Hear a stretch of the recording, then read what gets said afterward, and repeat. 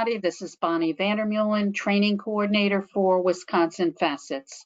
On behalf of our entire Wisconsin Facet staff, I'd like to thank you for joining us today. Today's webinar is entitled Able Accounts. Our presenters today are Miranda Kennedy and Jessica Wetzel. Miranda Kennedy has been with the National Disability Institute since 2006. Miranda began her career in Colorado, where she worked at both the local and state level, focusing on disability employment. At the national level, Miranda played a lead role with the U.S. Department of Labor's Disability Employment Initiative, increasing integrated competitive employment outcomes for people with disabilities. In 2018, Miranda came on the board as director of the NDI's ABLE National Resource Center, where she and her team of ABLE experts worked with the country's most influential national disability organizations to build awareness around the ABLE accounts that can meet the needs of millions of individuals with disabilities.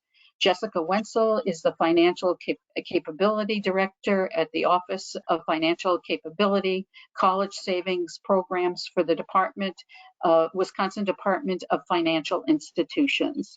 It gives me great pleasure today to introduce to you Miranda and Jessica. Ladies. Thank you so much, Bonnie, for having me, and Jessica. Jessica, if you want to say hi as well. Thank you so much. I'm so excited to be here today. Appreciate the invitation. Absolutely. It's really nice to be here with all of you. And we are happy to be speaking with Wisconsin Facets and sharing some information and updates that we hope you can take and use and move forward with and share with others, hopefully, as well.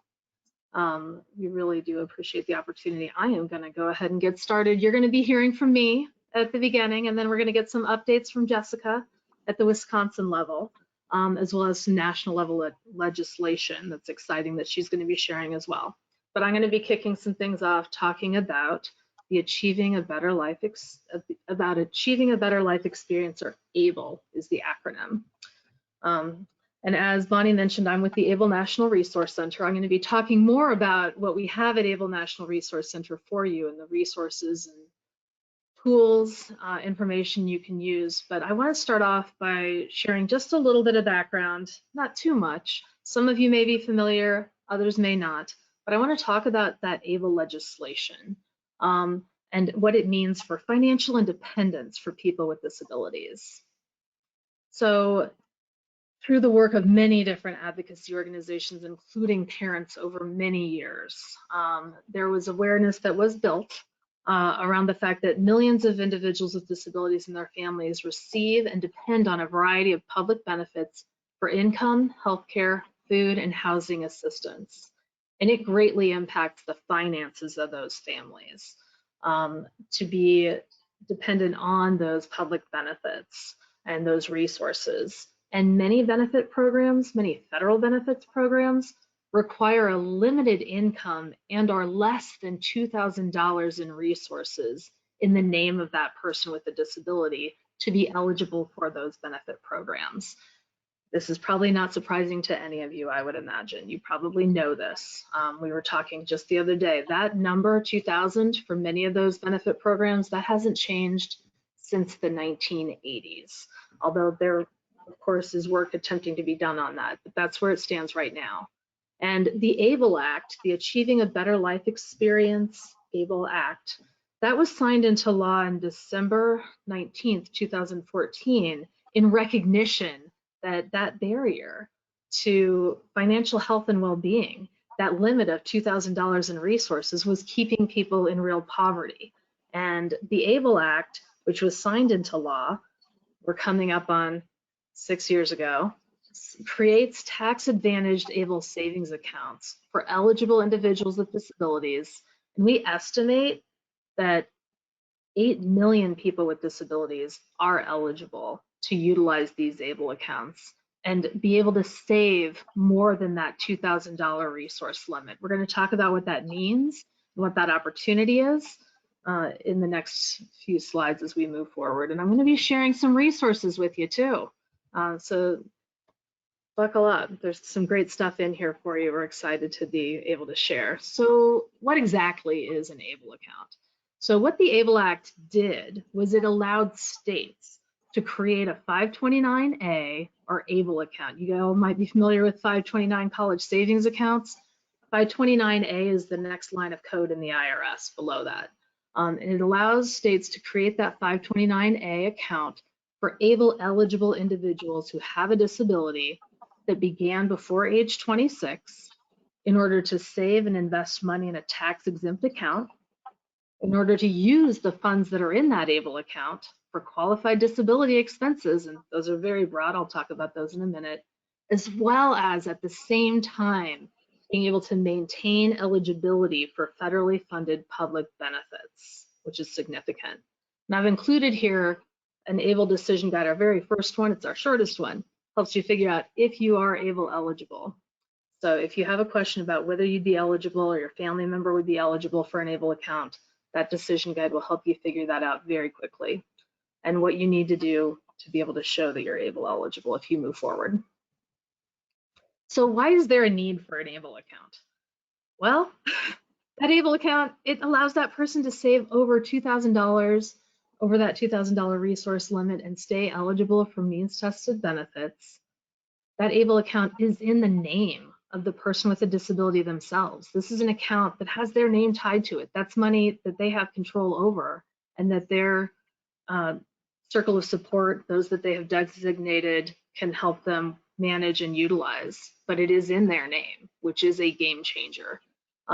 It's important to know that people who do not receive a public benefit may also qualify to open an ABLE account if they're eligible, if they acquired their disability before the age of 26, and that Am I ABLE eligible decision guide I just showed you on the other slide right before this one would help you figure out if that is the case. Many people have ABLE accounts who are not currently receiving a public benefit. There's still a real significant benefit to using that account because it is tax advantaged. Those ABLE account savings can be used for qualified disability expenses. They're called QDEs. We'll talk about those a bit more in a minute. They're so broad, and they do seem to reach quite beyond disability specific, but they are called qualified disability expenses. It is important to know that ABLE savings can be used as a supplement. It doesn't have to replace existing benefits, and it shouldn't replace existing benefits, but it can supplement benefits such as food, housing, income, or employment assistance. If you need to pay more than what is covered, you can use your ABLE savings account to do so. I did include here on this slide the ABLE decision guide, how to understand ABLE savings and public benefits.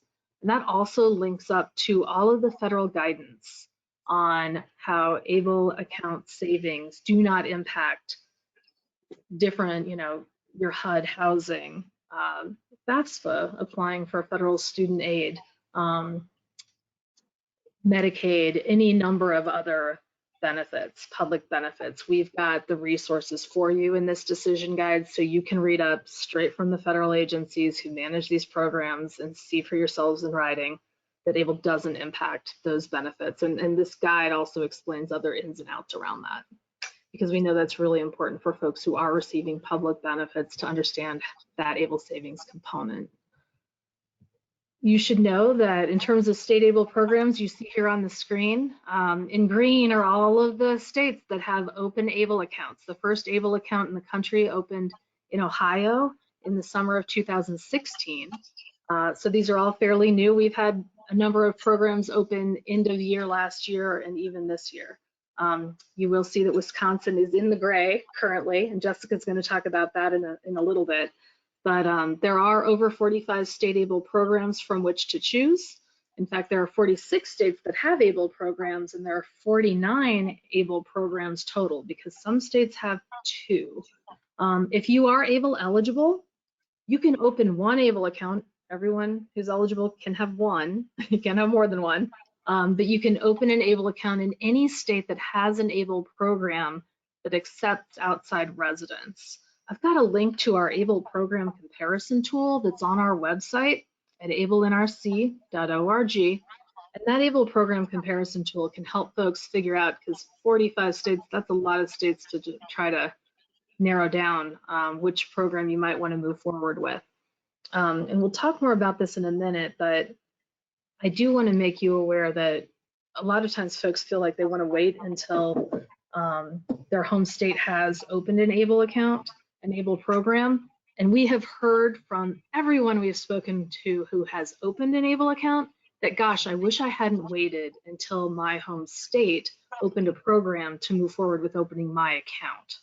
You can open an account with one state and roll it over to another, either your own home state when they open one or another state. There's some flexibility there. You can only do that once a year, but you're not locked in, so don't feel like you are. And that ABLE program comparison tool can really help answer some basic questions and compare multiple states, and then decide which one you want to do a little bit more research on. The important thing about that is this is on our website, which we do not manage any of the ABLE programs. We just provide the information. We work with account owners and family members in developing our tools to be useful to folks. So this really should hopefully help you narrow it down, make it manageable, and would encourage you to consider this, even though the state of Wisconsin doesn't currently have an ABLE program. So how do you open and manage an ABLE account? So most of those accounts are open online, but you can contact specific ABLE plans for alternatives if you need to have those. If you lived in the state of Maine, you could walk into a branch, but that's Maine specific. There's a lot of diversity among these ABLE programs, and it's really meant to be, something that could fit anyone's needs. Once that account is open, the account owner, that person with a disability whose name the account is in, can choose to allow others to access various levels of information about the account or take specified actions on the account. And we don't have to get into all the nuances around that, because guess what I have for you right here on this slide, some ABLE decision guides. And these are kind of like choose your own adventures, right? They're really tailored to meet, what your situation is and as you move through them. The ABLE decision guides we have here are how to select and open an ABLE account.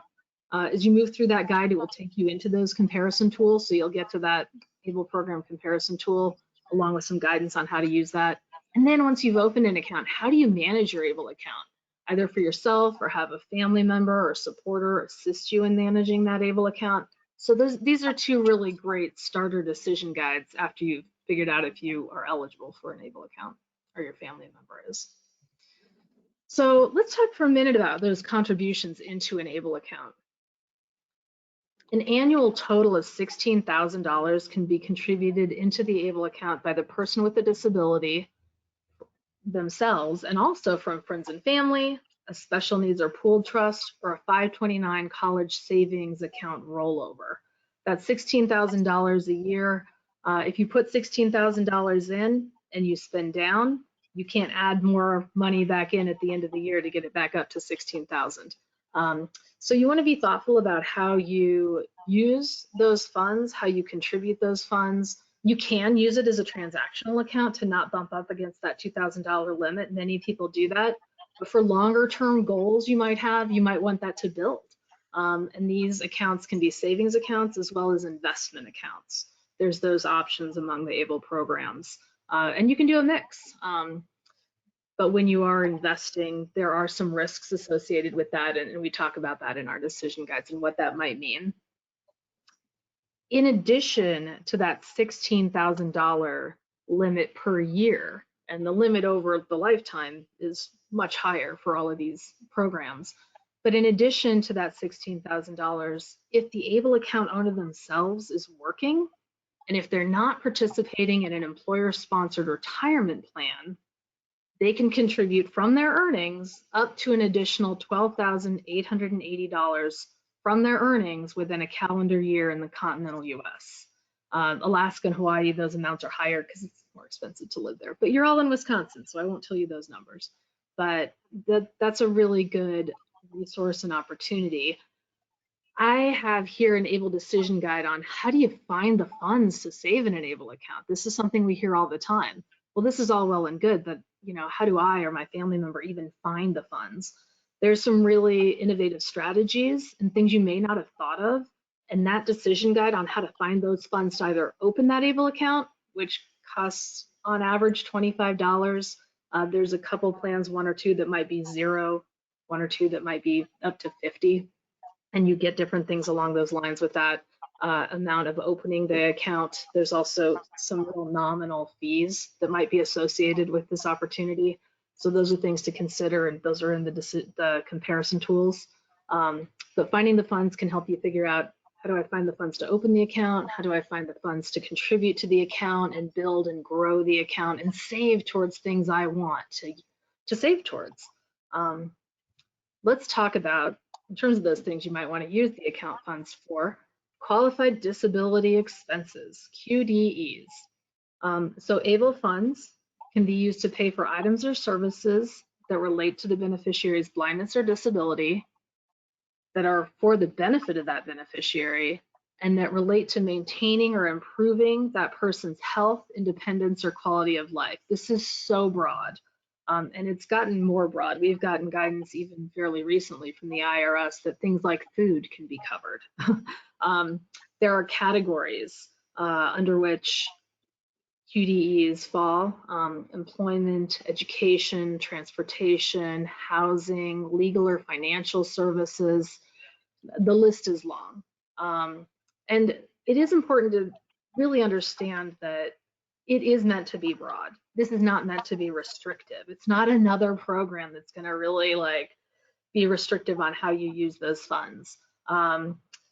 It doesn't have to be limited to expenses related to medical necessity, and expenses that it can benefit others as well. It does have to directly benefit the individual themselves. We get this question all the time. I'd say nothing illegal, folks. It has to be to the benefit of the individual, something that can be justified. But if it's helping someone achieve a better life experience, which is the name of the act, that's really what this is here for. And if you have questions, I just want to say it with me, because guess what? I have here at the bottom of this slide, as so many others, another ABLE decision guide that can help you determine whether something is a QDE. So that's a really straightforward guide. If you want to dive into a bit more details than what I covered here, and that's why I've included those decision guides on each of these slides, because there's more than what I can cover in a short presentation, but I want you to have those resources, those links to those guides. So I'm going to share just a little bit about the ABLE National Resource Center more broadly, just stepping back and who we are in terms of being a resource to you and your families and your networks. So the ABLE National Resource Center, who we are, as Bonnie mentioned before, we're the leading comprehensive source of objective, independent information about federal and state-related ABLE programs and activities, including guidance on tax-advantaged 529 ABLE savings accounts. We have a team of subject matter experts. We also work closely with ABLE account owners and family members who serve as advisors and ambassadors, and now we have social media influencers sharing their stories and their strategies with others, because they're benefiting from their ABLE accounts and they want to help others benefit as well. It's really our mission at ABLE National Resource Center to educate, promote, and support the positive impact that ABLE can make on the lives of millions of Americans with disabilities and their families. We do not manage or operate any ABLE programs, so we're kind of a neutral space. For instance, people ask us all the time, which ABLE program should we open our account with? Which one's the best? For questions like that, it really depends, because every person's situation is unique and there's a lot of opportunities and options out there. It's really our goal to help you figure that out for yourself and make sure you have the information, the resources, the tools to do that. And if we've done that, we've done our job. And our website is the comprehensive source on that. So if you're checking that out, and I'll click on it in a minute here after I go through a little bit more information, you'll have most of what you need. But just to tell you a little bit more about what you can find on our website before we go there, and it's ablenrc.org. We have frequently asked questions. We have all those decision guides. I'll share a few others with you in a second. We have Able to Save podcasts with experts at all levels, as well as account owners and family members you can hear from. We have ABLE webinars on demand, as well as webinars you can sign up for that are coming up. We have a bi-monthly ABLE Achievable newsletter, that ABLE state comparison tool that I mentioned before, as well as we have ABLE program spotlights. Those 49 ABLE programs. We do a good job spotlighting those. There's a number that are part of collaborations. You might have a group of 18 or a group of 12, or there's a group of 5. There's many that kind of just operate their own. But we help you figure out and learn about those ABLE programs through our spotlights. We've got one coming up at the end of the month, September 29th, with the biggest collaboration of 18. Another one in November. So those spotlights can really help you learn about ABLE programs. We have a number of ABLE toolkits as well. We have a toolkit for service providers that they can use to share information about ABLE accounts. We have an ABLE employer toolkit. We developed last year with our BIPOC ambassadors, our ABLE BIPOC ambassadors. BIPOC is Black, Indigenous, and People of Color. An outreach toolkit for communities who have members who are people of color, woven in stories and strategies and targeted efforts there. And we continue to build these resources all the time. And these are just a few. We have other things as well. We have stories and spotlights of those account owners and family members too. This is just a quick, I've been talking about decision guides throughout. And again, what those decision guides are, they're step-by-step guides on key ABLE topics. Those account owners and family members we worked with helped us narrow down which are the ones that are the most useful to folks, kind of beyond FAQs. And these guides are really meant to help increase your understanding of ABLE and assist you in effective decision making. We keep this information up to date because information can change. The amounts that can go into accounts or different strategies, they evolve over time, and we keep these up to date. So come to the website, check these out. The guides we currently have, and I'm editing another one right now, but the one we have, I mentioned, am I ABLE eligible? How do you select and open an ABLE account? How do you understand ABLE account savings and public benefits? How do you manage an ABLE account? How do you find those funds to save in an ABLE account? Determining whether something is a qualified disability expense, as well as ABLE accounts and working people with disabilities. We're working on one right now on ABLE accounts and special needs trusts. I do want to just make mention that you can have an ABLE account and a special needs trust. Earlier I mentioned special needs trusts can feed into ABLE accounts and be utilized in ways that are a little bit more flexible than special needs trusts. There's certainly your folks who might benefit from just having a special needs trust, or maybe they benefit from just having an ABLE account, or certainly you can have both. We have a number of our ambassadors, our ABLE influencers who have both. And it really just depends on what you or your family's needs are. Some of the benefits to the ABLE account are you can have a prepaid debit card and access those funds, make decisions for yourself, learn some financial literacy. And have that autonomy and agency of making some purchases. It's also a much smaller dollar amount to open that account. It costs more to have opened a special needs trust and ask permission to access those funds. However, there are limits on the amount you can put in an ABLE account, like we talked about before, that $16,000 a year, and you're not going to have those kinds of limits with a special needs trust or pooled trust. So really, it's kind of apples and oranges that combine to make a nice little fruit parfait for you. So something to certainly think about. They're not in competition with each other. They can definitely augment each other, and it really is your choice which direction to go. And you can have both, like I said. So that decision guide is coming. We did, just in August, which we are barely out of, have our month-long education and outreach campaign called Able to Save. And here on this slide is just some great headshots. You see an array of a number of our ABLE account owners and one of the family members as well, who has 2 sons who have ABLE accounts, talking about, that Taylor's shared that because of my ABLE account, I'll have a better and more financially secure future. These folks were featured on our panels last month in August, and I wanted to make sure you knew what took place, because this information is very fresh. If you didn't engage in the campaign, you can still check out the link to the web page we have with the panels and the resources that went out. We also had a pretty extensive social media campaign. but we hosted panels with account owners and family members. We had the IRS and SSA on, as well as state able program administrators speaking, and the National Association of State Treasurers, who provide support to those folks and oversight to the ABLE programs. Week 1 was Welcome to Able to Save Month. Week 2 is Becoming an ABLE Account Owner. Week 3 was How to Help a Family Member Become an ABLE Account Owner. Week 4 was Opening and Using Your Account. And Week 5 was that Call to Action. So you might really want to check out that link, because watching those panels and hearing folks speak to their experience, as well as hearing from IRS and SSA and the state able program administrators, you know, it's very grounding and inspiring, but also it kind of lights a path and some reassurance for folks who've stepped into the space and who are benefiting, and talking about how they're benefiting, and sharing the vision for what ABLE is about. So I'd encourage you to check that out, and as well as to spread the word about ABLE accounts. And you can follow us on social media, and do sign up for our newsletter and check out our website.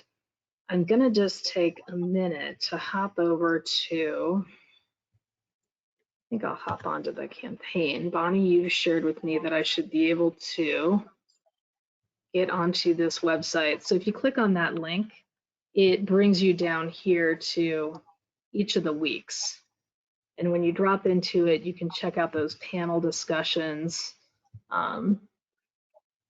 and learn more about ABLE accounts, as well as the resources that came with each of the weeks.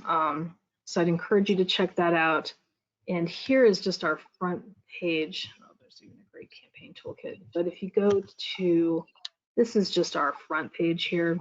This will be up for another week, Able to Save Month. But as you scroll down, you can learn more about who we are. You can stay informed. You can check out those decision guides, register for webinars, check out our webinars on demand of webinars that have already happened. Here's where you find those, which state has the best program for you. There's lots of great comparison tools here to use and check out. You can scroll through and find some great information here on our toolbar. And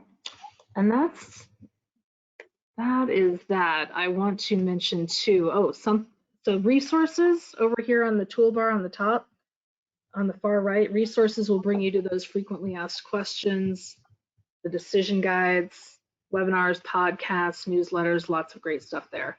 Something I didn't include in the slide deck, and before I hand it over to Jessica, and I look like I have enough time here, Jessica, but something I wanted to point out to all of you is here on our website, ablenrc.org.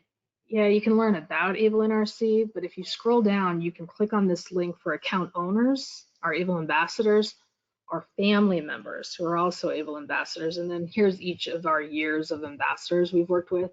But we've kind of consolidated it here. And just because I know I'm probably speaking to mostly family members here, although I encourage you to check out all the stories, you can meet our family members and you can read up on what their stories are. Here you can just see their faces and a little bit of introductory information about them. At the bottom, it talks about, you know, how you can read their bios.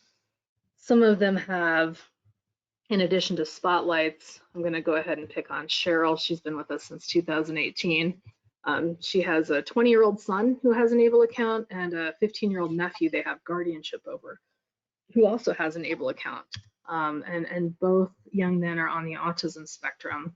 But you can see here, if you scroll down, you can learn a little bit more about Cheryl and her story, how her son and her nephew are utilizing their ABLE account, the work she's done with us here to get the information out about ABLE accounts. You can also, it's any one of these folks, you can read up. A lot of them include specific strategies they've utilized with their ABLE accounts. It's a really nice way to learn about what can be done with ABLE accounts by finding someone who has a similar story to your own. And hopefully we have that for you. I am going to go ahead at this point and stop sharing my screen and hand things back over to Bonnie and Jessica. I think if I click here, I've stopped sharing my screen. Let me know if And at that's this time I'm going to try and see if I can switch over to Jessica. great. And if you bear with us for a moment, Jessica, you should get cued. There you go. Okay. Now, is that showing up okay? Yep, you're fine. Perfect. All right. Well, thank you so much, everybody, for joining us today. And thank you so much, Miranda, for kicking it off with sort of an ABLE 101 for everybody. I highly, highly encourage anybody on the webinar today, whether you're a current account owner, a potential account owner, a family member of an account owner, or just an advocate in general, to check out the ABLE National Resource Center website. There's truly not a piece of information that has been overlooked on that website. I refer folks there all the time. It's a great resource. I know that Miranda clicked through a lot, but depending on where you're at in your journey with accounts, there's truly something for you on there. So thank you so much, Miranda, for taking us through that today.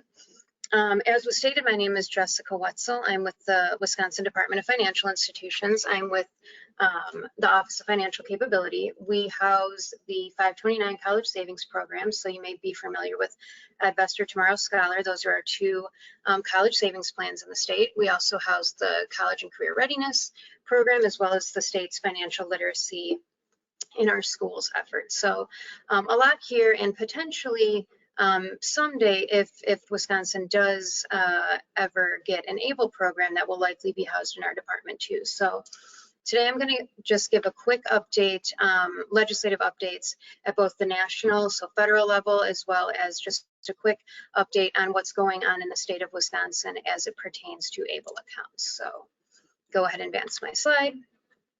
As you may or may not have heard, the EARN Act, that's been in the headlines somewhat frequently lately, but the EARN Act actually includes a provision that relates to ABLE called the ABLE Age Adjustment Act. So the United States Congress introduced the ABLE Age Adjustment Act in February of 2021. And once passed, and if passed, this legislation will amend the IRS code with respect to qualified ABLE programs by increasing the age of eligibility for a beneficiary of an ABLE account from age 26 to age 46. So as Miranda covered, currently you need to have disability onset prior to age 26 to qualify to open an ABLE account. This act would change that to 46. This is a really big deal. So if this passes, this means that about 6 million more individuals would become qualified to open an account, moving us from about 8 million qualified individuals to 14 million people. This is a big deal for many, many reasons, but particularly this means older adults who maybe have become disabled through an accident or a chronic illness, or in particular military service as well, will now be eligible to open and benefit from these quite frankly, life-changing accounts. So this is something we're keeping an eye on, and I would encourage you, if you hear EARN Act in the headlines, that's sort of your cue to activate and maybe perhaps do some advocacy on your own. There's been a little bit of movement lately. So as I mentioned, this was introduced in 2021, but in June of 2022, the Senate Finance Committee actually approved amendments to the EARN Act, which of course includes the ABLE Age Adjustment Act. So that's a step in the right direction. And as of September of this year, so just last week, there is some good support in the Senate and Congress for this. So there's 21 co-sponsors in the Senate and 95 co-sponsors in Congress. And once I'm done sharing my slides, I'll drop into the chat links to those co-sponsors so you can see exactly who in the state of Wisconsin is supporting that. So what's next in terms of the ABLE Age Adjustment Act? It has to go to the Senate floor. And unfortunately, right now, we don't know when that will be. There hasn't been any buzz on this lately, unless I'm mistaken, Miranda, if you have any other idea. But that's really the next step in getting this passed and increasing that age limit. So stay tuned on that. If there's any updates, I'm happy to reach out to Bonnie if I hear anything, and she can pass that along to everybody. You know, Jessica, the only thing I would add to that is just that, just like the ABLE Act legislation in 2014, and there was legislation that also passed in 2018 to build on that, there is such widespread bipartisan support, and that's really significant. as well as the fact that potentially 1 million veterans could be eligible for this. Yep, correct. Thank you. All right, now I'm going to move a little closer to home and provide sort of an update on what's going on in Wisconsin. So as you saw when Miranda shared that map of the United States, Wisconsin was one of those 4 gray states that does not have an ABLE program. That may be not news to some of you on the call, and that may be news to some of you. Fortunately, as Miranda stated, as it stands now, Wisconsin residents can open an ABLE account with any state that does accept out-of-state residents to participate in their program. And the state of Wisconsin also currently offers those that contribute to an ABLE account out of state, the tax deduction that is associated. So if you do have an ABLE account out of state and you put into it that maximum of $16,000 per year, you can claim that on your Wisconsin state taxes, income taxes as of now.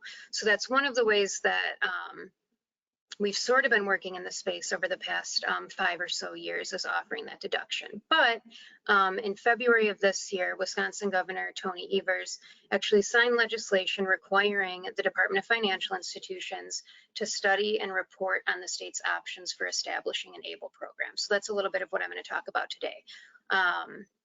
The report was submitted on September 1st, so that's completed, and it outlines sort of our 3 options for moving forward in this space and what a program could look like. So the first option would be following the status quo, so basically what we're doing now, which is somewhat passively participating in the space. We do offer, like I mentioned, that tax deduction.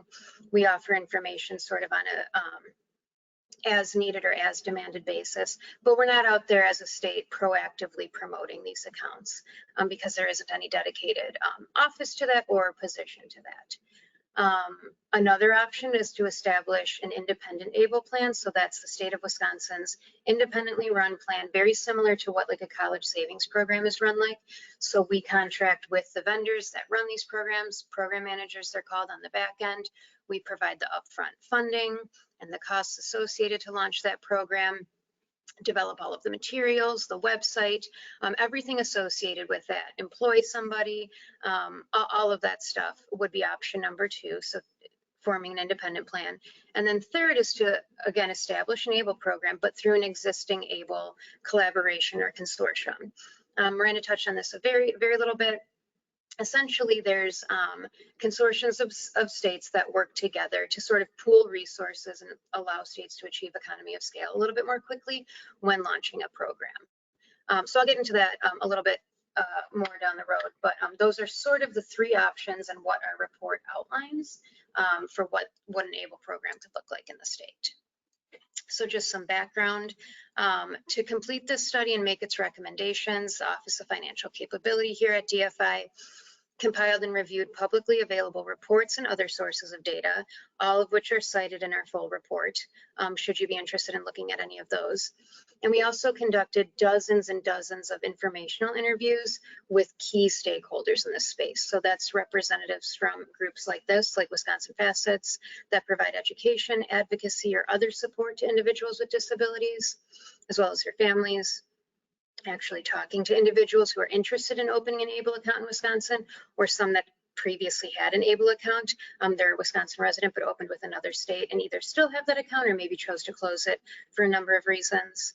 Representatives from other state agencies that operate these programs, so we could really get some of the nuts and bolts details that could help us make a decision on how we would launch, whether it's something like an independent plan or joining something like a consortium. And then also financial advisors who provide planning in this space to individuals with disabilities and their families. So I'm going to go through basically our key findings. There's a lot more outlined in the report, which we will provide to you after today, but these are sort of the top findings that I think are important to share. So first, the Wisconsin ABLE eligible population is just over 142,000. It's likely higher now. That was the most hard number we could get with the data that's available. So that's a significant amount of individuals, especially considering if we sort of hop down to that last bullet point. We also discovered that there's pretty low utilization of ABLE accounts by Wisconsin residents currently. I don't think that's any surprise. we worked closely with the Department of Revenue to find out, okay, how many individuals are actually claiming a tax deduction who have these accounts? And we discovered that it was less than 300 individuals are actually claiming the tax deduction. So there could be more than 300 individuals that have an account, but there are only less than 300 that are claiming that deduction. So either way, not good. Either way, there's a disconnect between that benefit of these accounts, or it's really close to around 300 people are actively utilizing these accounts in the state of Wisconsin. And that's 0.2% of our eligible population, perhaps less right now. So definitely room for improvement there that we think we have some answers to. Additionally, so we know that Wisconsin is one of 4 states that does not have a program, but we also found in doing this research that of the 4 states that do not have an ABLE program, Wisconsin is the only state that also has not tasked a public agency or other public body with helping residents open and utilize these ABLE accounts. So for example, one of the other states uses their Department of Health and Human Resources as sort of the go-to entity that's helping field questions or direct folks somewhere, and we do not have that in the state. So by default, DFI has sort of taken that on, but that's certainly not something that is required of us. So we're unique, unfortunately, in that instance too. So I did want to share just a couple testimonials that we included in the report that we heard from folks that we talked to. Again, I don't think these will be any surprise, but I think that it really drives the point home on why this report was requested by the governor. So People First Wisconsin shared that many people are unaware that ABLE accounts exist. For those who have heard of ABLE accounts, they may find choosing plans from many states confusing and not understand how to establish one. Adults with disabilities and parents of children with disabilities have a lot of things to coordinate, and this is another thing that involves a lot of research and work.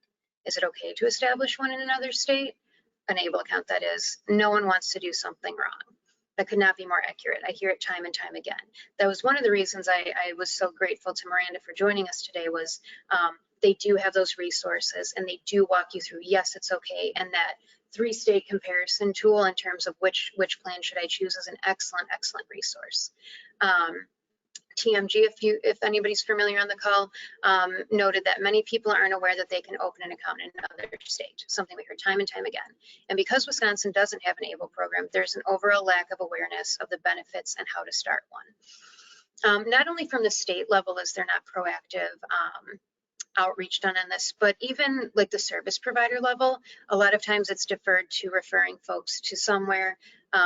And having an in-state program, just there's really no remedy for that without having somebody dedicated to that. There's no point person. Which brings me to the 3 main recommendations that we included in our report. So first and foremost, the report outlines that the legislature should create the position of an ABLE officer within the Department of Financial Institutions Office of Financial Capability. So again, that's the office that I'm with. Why? Because there isn't one, and this position would be the individual dedicated to providing financial education resources for ABLE eligible individuals and their families. They'd facilitate participation in the Wisconsin ABLE plan. They'd coordinate with public agencies like Wisconsin Facets, or if there's anybody else on the line today who does advocacy in this space, other nonprofit organizations serving individuals with disabilities. They would be their touch point. They would be their person to contact should they have questions, should they need presentations, anything like that. Right now, we don't have that.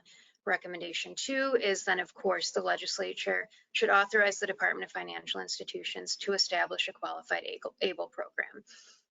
I hope that is exciting to folks on here, and I also hope that isn't a surprise that we're advocating for that, or recommending that, I should say, not advocating. We're recommending that.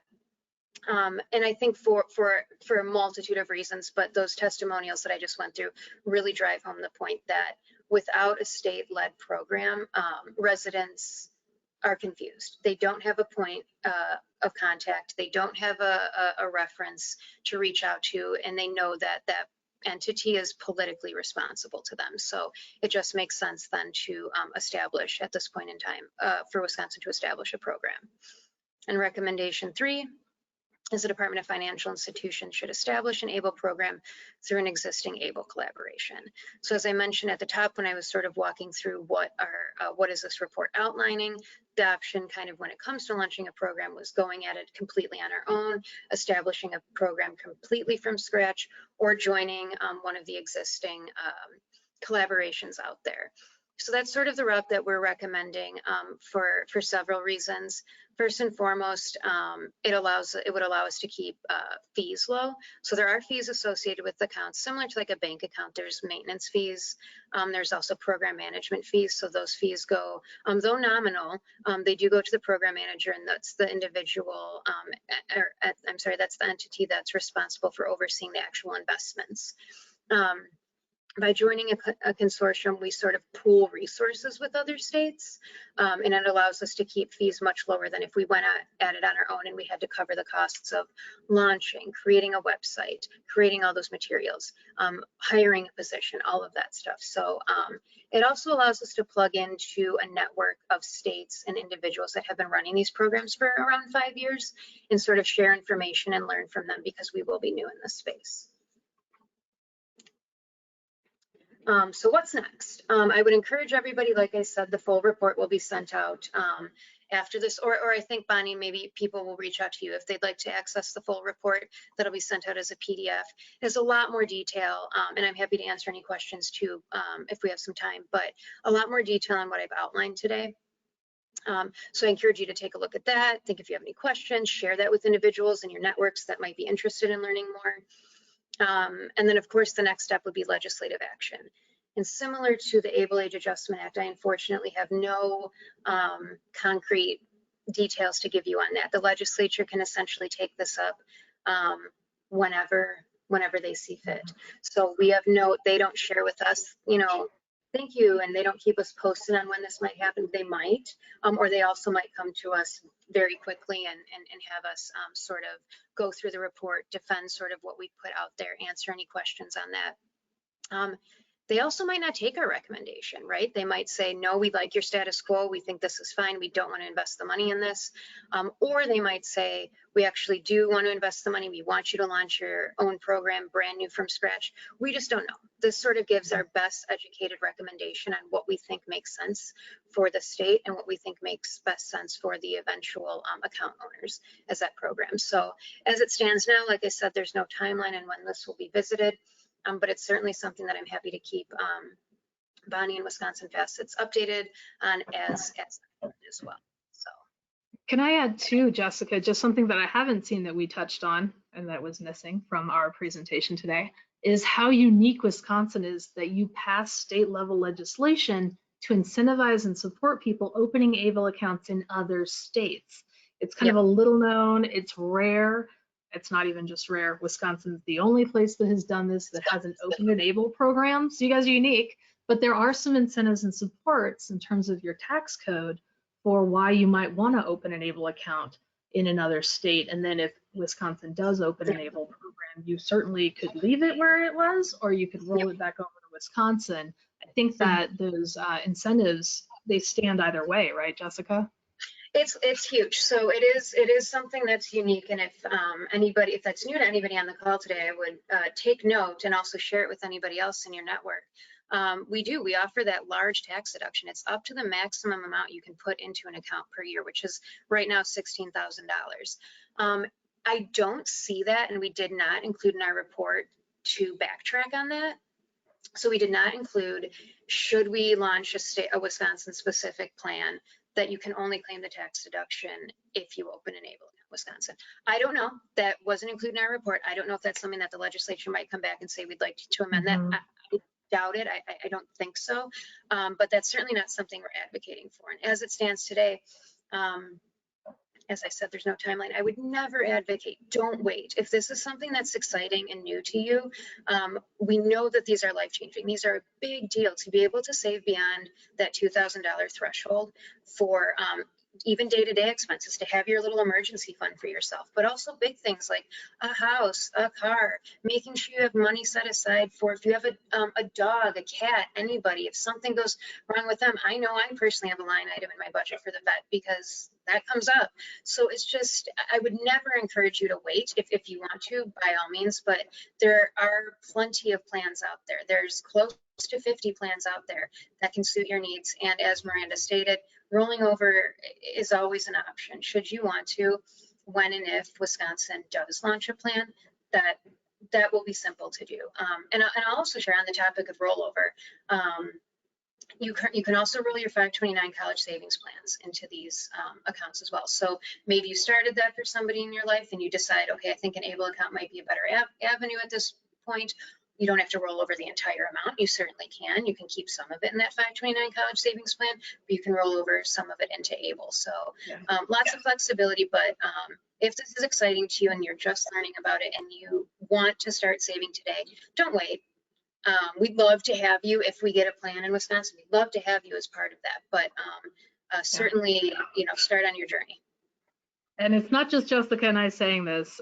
Every ABLE account owner or family member I've met and spoken with, and certainly our 26 ambassadors that work with our center, have said, gosh, wish we'd opened it as soon as we learned about it, except for the few people who did open an account the minute Ohio opened their program, and they may have lived in a completely different state. So there are people who saw the benefit because the use of these accounts, it's really, there's a significant opportunity there. And it's such a unique position in Wisconsin that you have with those incentives to apply it to an out-of-state ABLE program. Other states might have incentives for in-state residents. Wisconsin, you're all unique. You have that for programs outside your state. So take advantage of that if you can, if you think this is a useful tool and resource for you. Yep. Well, ladies, we do have a couple of questions and we have a few minutes to be able to tackle some of those questions. Some you've answered in part, but I'll read them from the beginning if that's okay with you. One of the ones is, if you reside in Wisconsin and open an ABLE account in another state, can it be deducted from your taxes? And basically, I think you just answered that particular question a minute ago, but we have some others here for you. If Wisconsin does begin an ABLE program and you already have one in another state, do you have to move it or can you keep it where it is? Nope, you can keep it where it is. If you want to, you can. If you're satisfied with your plan, you certainly do not have to roll it over. And I would just keep an eye on, again, we did not recommend that we retract that tax deduction on accounts in other states. That's as it stands now, that could change. So just keep an eye on that. We'll certainly have that information. Should we have a program, we'll have that information readily available. Just keep an eye, because if the tax deduction is an important part of this account to you, which for many people it is, and that should change, then that's maybe when I would say you might want to consider going with the Wisconsin plan. But as it stands, you do not have, nope, you can open an account anywhere. And I think you've answered this one. One is the maximum amount that a Wisconsin resident can have in an ABLE account. Is it any different? Well, I can address that. It's going to be the limit of whatever state you've opened your ABLE program, your ABLE account with. So a number of states, they might tie it to like $529,000 because that's the amount that's associated with the 529 college savings account, and it's a nice number, 529. We've seen anywhere from $235,000, $450,000, $550,000. So when you're looking at the comparison tool, you can see what the upper limits are, and guess what? If you go with a program that has a lower limit and you're really amassing a lot of funds in that account, you can go to a different program that has a higher limit. One thing that I do want to mention too, because those are big numbers, right? And certainly you can spend down from that amount as well. Save up for a big ticket item like an accessible vehicle that you then get funding to put a lift into, or for a down payment for a home, or to make a home accessible. But it can also be kind of a more transactional account where you're not worrying about bumping up against. Just keep that in mind. The only caveat, and I didn't cover this, is if someone's receiving an SSI monthly payment, if you go above $100,000 in your ABLE account, that monthly payment will go away. You're still eligible, and if you drop down below $100,000, you will get that SSI monthly payment check reinstated until you go above the $100,000. It's the only public benefit that's impacted. You're still eligible for it, but the payment goes away. You'd still keep your Medicaid, all your other public benefits, and that's going to be true for whatever those upper limits are that you can have in your ABLE account. Okay, thank you. Are there other state plans which don't charge higher fees if you don't reside in their state when you open the account? So are you charged more basically, I think, if you're not a state resident? No, it's not like going to college where you're you might pay a higher rate for out-of-state tuition unless you're with like a sister state. I hear where you might be thinking that. And if you're looking at the comparison tools that we have, that amount to open the account, the fees, that's going to be for anyone, in-state or out-of-state. I'll give you a quick tip right here. The only states that I know of that don't accept out-of-state residents are the state of New York, the state of Florida, the state of Texas, and the state of Tennessee. So those four are the only ones I know of where it's in-state only, and they might get some benefits from that, but any of the other programs are open nationally, and you're not paying a higher rate for that. You don't, the one thing you don't get, but you all don't have to worry about this because you're in Wisconsin, so it doesn't apply to you. But the one thing other folks, we do encourage other folks in other states, do take a look at your home state, because many states, not all, have passed the kind of legislation that is passed in Wisconsin that can benefit in-state residents in terms of those tax advantages. But that doesn't apply to you all. So that's just something to know about. Other people in other states have to worry about that. So, that's some good news for all of you. Okay, our next question. Okay, go ahead. I'll just share a little bit on that. I would definitely read, this is, I know nobody wants to do this, but there are program descriptions on each website. There are some states that charge higher for out of state on the account maintenance fee. So they do it in one of two ways. So they'll lower it. So it'll be a going rate, or they'll lower it for individuals who are in their current state. Some charge a little bit higher on their like asset-based fees too. So I would just encourage you, look at the program description. We outline a little bit of that in our report, and it's certainly an incentive and something to keep an eye on. So like if Ohio was the first state to launch a plan, their fees are a tiny bit higher for out-of-state residents. So not hugely, but certainly something to be aware of. But that's very clearly outlined in that program description. There's a little tab in each program description that says fees, and it'll tell you right in there, what is it for out of state? And usually it's just the account maintenance fee, which is a standard fee that's charged. It's sometimes articulated as an annual fee, even though it's charged quarterly.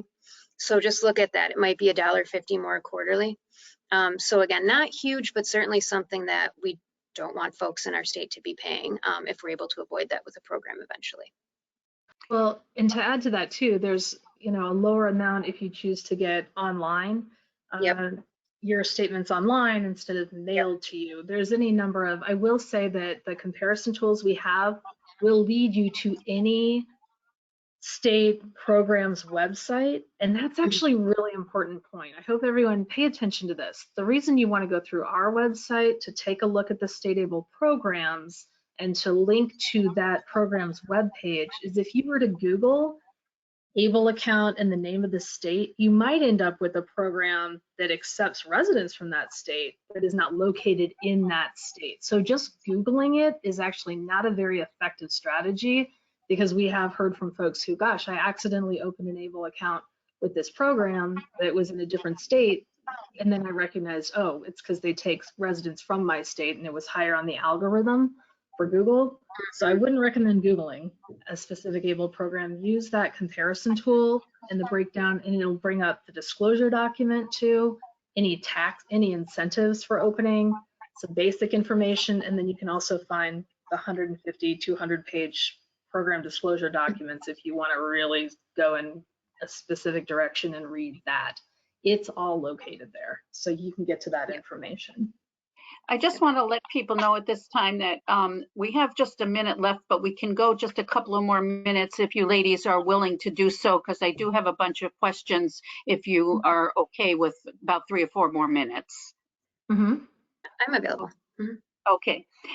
If Wisconsin does begin an ABLE program and you are, well, this one is probably similar to the other one that you have. What is the maximum amount total amount that a Wisconsin resident can have in another state's total programs? So I do want to be clear, you can only have one account. So you couldn't have an account with another state if you decide to open with the state of Wisconsin. And we don't know what that maximum account balance is yet. Because we don't have a program, so that hasn't been set. That'll certainly be something that's set. I'll just give an example. Our college savings program maximum account balance right now is $527,000. So if we went in that direction, somewhere upwards of that, but we don't know what that is now. But I want to make sure that that person understands you can only have one account. So the maximum account balance will be with whatever state. Yeah. It isn't tied to, if you're in Wisconsin, the amount that's maximum isn't going to be tied to what's in Wisconsin as a maximum. It'll be tied to whatever program you're with. If it's Wisconsin or elsewhere, that's who you're aligned with, and that's what applies to you. Okay, next one was, thanks for sharing such important information. Can you please share one more time the link to the training series? I believe those are some of the things that Miranda was talking about before, because the person said they didn't see it in the handout. So if you can just let them know, like where on your website they might be able to find some of those. I think they're referring to some of those webinar series that you have. Oh, sure. Yeah. So one of the ways that you can find it is just ablenrc.org.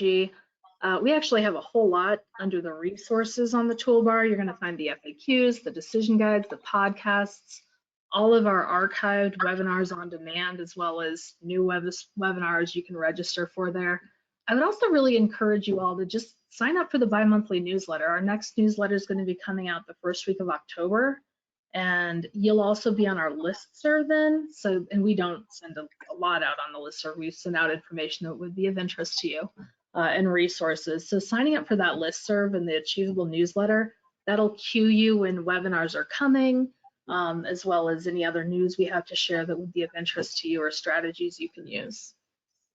And everything I think that Miranda showed is embedded in the presentation that you can download in here. So those are all hyperlinked. So feel free to. One thing I missed, Jessica, I missed something, was the links to those stories. So the stories of our account owners and family members, if you're on that website at the very top, it says about, and you have to click on about, and it's the highest toolbar. Yep. And then you can scroll down and you can see account owners, family members, and that's where those stories are. And I'm sorry, everyone, I didn't get that into the presentation.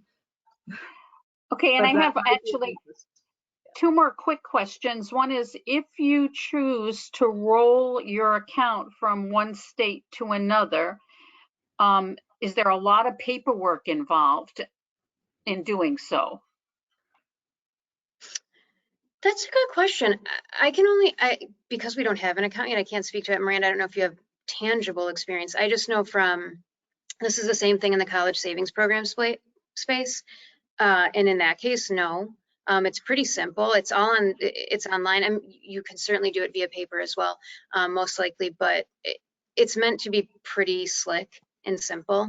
A lot of these program managers on the back end know and talk to each other, so it should be slick. But I don't know, Miranda, if you have any very specific, tangible experience of walking through that. Yeah, one of the things you'll find is that when it's in the disclosure documents, and they usually have a great table of contents, and you can just go to the page. So even if there's 180 pages, it'll say, go to page 153, and here's what you'll find in terms of how to roll over your account and the very specific details around that. Those disclosure documents, when you actually open an account, that disclosure document you will want to read through and be familiar with and just access as you need it. It'll have everything in there.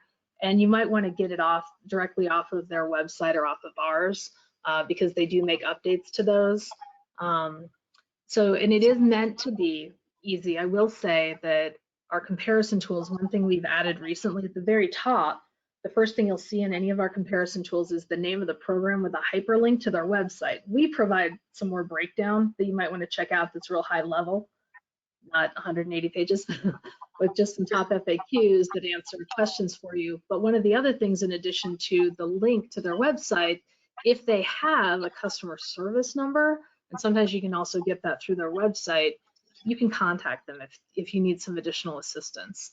Not all ABLE programs have actively engaged customer service. Some have more than others. Certainly if they've pooled resources together, they might have customer service at a higher level. These are the kinds of things to be thinking about. You might be paying a slightly higher fee, but you might have more support through customer service. Or you might go with a program that has a financial advisor associated with that, and that might have a higher fee, but maybe you also would have a higher benefit from that, but the cost is associated with that. So that's some of the reason why the costs might be different too, depending on the level of support that you might need, what you want to use this for. So all things to consider, but that information is in there. And you can also certainly contact us, info@ablenrc.org. If you have questions you're not finding answers to on our website or as you're doing your research, we have a team of subject matter experts who answer a lot of questions about ABLE on regularly. They'll get back to you within 2 or 3 days. But we don't do case management, so don't ask us any case-specific questions, but general questions we can help you with. And this is our very last question right now.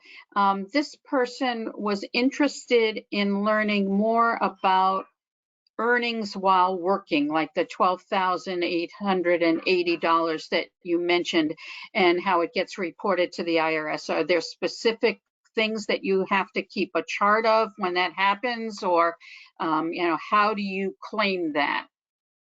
Yeah, so that $12,880, one thing to keep in mind, if you can have a retirement account and have an ABLE account that goes up to $16,000. That's not a problem at all. You can have both of those things.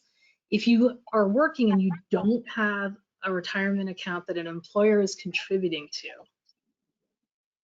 you don't have that at all, and you want to save towards retirement or save above that $16,000, the $16,000 you can contribute to, or your family, friends, special needs trust, all those things I talked about. That additional $12,880, that's got to be from your earnings as someone who is working. And again, you can't have a retirement account that an employer is contributing to. The guide that I had on there, that's what you're going to want to explore. It's going to give you some more of the ins and outs around what that means, how you track that. We do always encourage folks, work with the benefits advisor, because we want, ABLE accounts, earned income and unearned income, for your eligibility for programs is still impacted.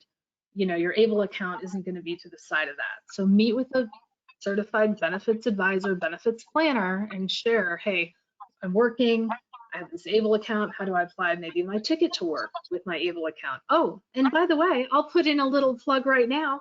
October is National Disability Employment Awareness Month, and we will be talking a lot. We'll be having a panel, we'll be sharing resources, probably a new decision guide in addition to our existing working age people and ABLE accounts. So you'll be hearing from others in October, as well as additional resources. So hop on and join us then too, because we'll be diving into and taking, imagine an hour of what we just talked about, but the focus is really on this question you're asking and expanding on. So hop on then with us. Well, Miranda and Jessica, thank you so very much. I don't want to take up any more of your time. We were already over time, so thank you for bearing with us and answering those extra questions that we had. We greatly appreciate it. I know that I learned a tremendous amount, and I'm sure that all of those people on the recording with us today on our webinar really did as well. I thank you again. Thank you everybody for joining us. We really appreciate it. At this time, that will end and conclude our webinar for today. Please be reminded that Wisconsin Facets has over 100 trainings and webinars for 2022, and we are now planning our webinars for 2023. And please feel free to check out our website calendar and register for any of those upcoming trainings that you may be interested in. And also please watch for the short evaluation that will be coming your way today with a copy of our live webinar attached as an electronic copy. Again, Miranda, Jessica, thank you. Everybody have a wonderful day. Bye-bye all.